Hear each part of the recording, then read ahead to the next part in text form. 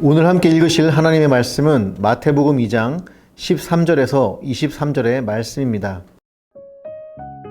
그들이 떠난 후에 주의 사자가 요셉에게 현몽하여 이르되 헤롯이 아기를 찾아 죽이려 하니 일어나 아기와 그의 어머니를 데리고 애굽으로 피하여 내가 내게 이르기까지 거기 있으라 하시니 요셉이 일어나서 밤에 아기와 그의 어머니를 데리고 애굽으로 떠나가 헤롯이 죽기까지 거기 있었으니 이는 주께서 선지자를 통하여 말씀하신 바 애굽으로부터 내 아들을 불렀다함을 이루려 하심이라.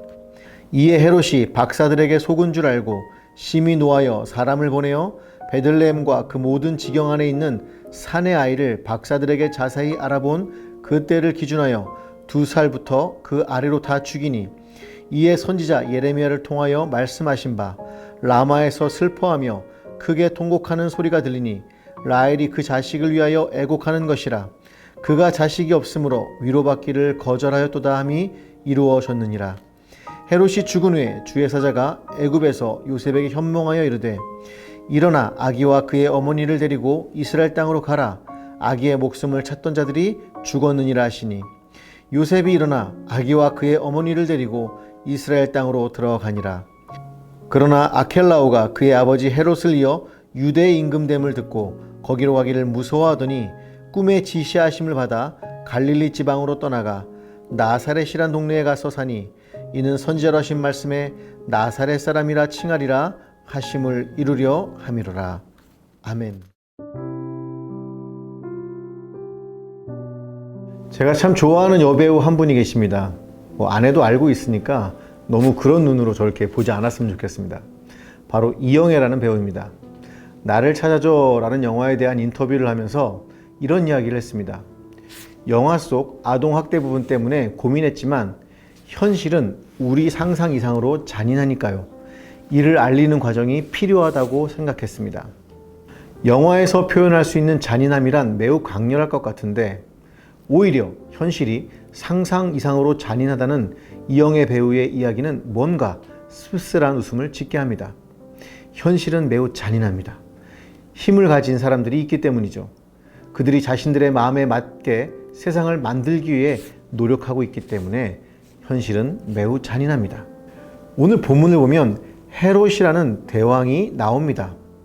그는 동방에서 온 박사들에게 왕이 될 상을 가진 그런 아기를 찾으라고, 그런 아기를 자신에게 알려달라고 부탁을 한 적이 있습니다.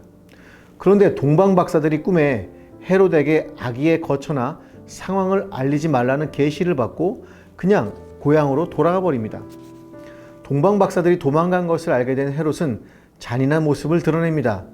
베들레헴에 있던 어린아이들을 도륙하도록 그렇게 지시하죠. 학자들의 계산으로는 한 20여 명 정도 내외의 아이들이 죽었던 것으로 추정하고 있습니다. 아기를 낳은 부모들은 어떤 심정이었겠습니까?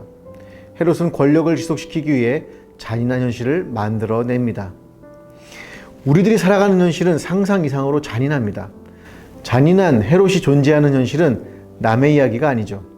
코로나로 인해 고통당하는 자영업자들의 이야기만 아니라 인턴이니 비정규직이니 정말 말도 안 되는 현실을 그저 힘이 없다는 이유로 온몸으로 감당해야 합니다. 그런데 우리에게는 대항할 아무런 힘도 없죠. 이것은 아기였던 예수님과 그의 부모였던 요셉과 마리아도 마찬가지였습니다. 그런데 놀라운 일이 두 가지가 발생을 합니다. 하나는 하나님이 천사를 보내셔서 인도하신다는 것이죠. 주님은 요셉에게 사자를 보내어 애굽으로 피하라고 하셨습니다. 또한 헤롯이 죽은 이후에도 다시 이스라엘 땅으로 돌아가라고 주의 사자를 보내십니다. 잔인한 현실 속에서도 주님은 당신의 백성들을 인도하시고 계십니다. 예수님을 보호하시듯이 주님은 잔인한 현실에 도전할 수 없이 취약한 우리들을 위해서 피할 길을 주십니다. 고린도전서 10장 13절은 이렇게 하나님과 잔인한 현실에 대해 말씀하고 있습니다. 사람이 감당할 시험 밖에는 너희가 당한 것이 없나니 오직 하나님은 미쁘사 너희가 감당하지 못할 시험 당함을 허락하지 아니하시고 시험 당할 즈음에 또한 피할 길을 내사 너희로 등이 감당하게 하시느니라. 사랑하는 여러분, 하나님께 기도합시다. 아무리 잔인한 현실이고 헤롯처럼 우리를 죽이려는 힘들이 있다고 해도 감당할 수 있도록 도와주시고 피할 길을 열어달라고 기도합시다. 상상 이상의 잔인한 현실이지만 우리가 극복할 수 있도록 하나님이 상황을 변화시킬 날을 기대하며 기도합시다. 지금은 보이지 않아도 주님은 헤롯이 죽고 예수님을 더 이상 해하지 못할 상황을 만드시는 그런 주님을 바라보기 바랍니다. 또 하나 우리가 본문을 통해서 알 수 있는 사실이 있습니다. 분명 상황이 너무 힘들고 어려운 상황인 것을 알 수 있는데 성경은 계속해서 단어 하나를 반복하고 있습니다. 애굽에 예수님이 간 것은 애굽으로부터 내 아들을 불렀다함을 이루려 하심이기 때문이다. 자녀들이 죽은 것도 자식이 없어 위로받기를 거절하였다함이 이루어진 것이다. 예수님과 부모님이 나사렛에 간 것은 나사렛 사람이라 칭하리라 하심을 이루려 하십니다. 우리는 절망스러운 그리고 잔인한 현실 속에서 이루어 가시는 하나님을 경험하게 됩니다. 이루시는 하나님, 잔인한 현실을 기획한 사람들이 있지만 하나님의 시간표는 멈추지 않고 흘러갑니다. 이루어 가시는 하나님 앞에 어떠한 현실도 영원하지 않습니다. 이루어 가시는 하나님은 진행하고 계시고 잔인하고 잔혹한 현실은 사라져버리고 맙니다.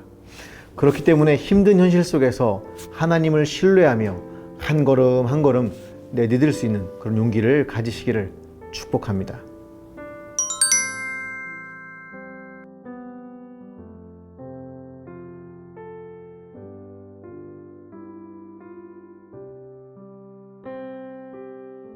기도하시겠습니다. 상상 이상의 잔인한 현실을 살아가는 주님의 자녀들을 기억하여 주옵소서. 매일 아파하고 도망해야 하는 당신의 제자들을 잊지 말아 주옵소서. 늘 당신의 사자들과 도울 사람들을 보내어 피할 길을 주시고 감당하게 하옵소서. 이루어 가시는 주님 앞에서 아픈 현실들이 사라지는 역사가 임하게 하옵소서. 예수님의 이름으로 기도합니다. 아멘.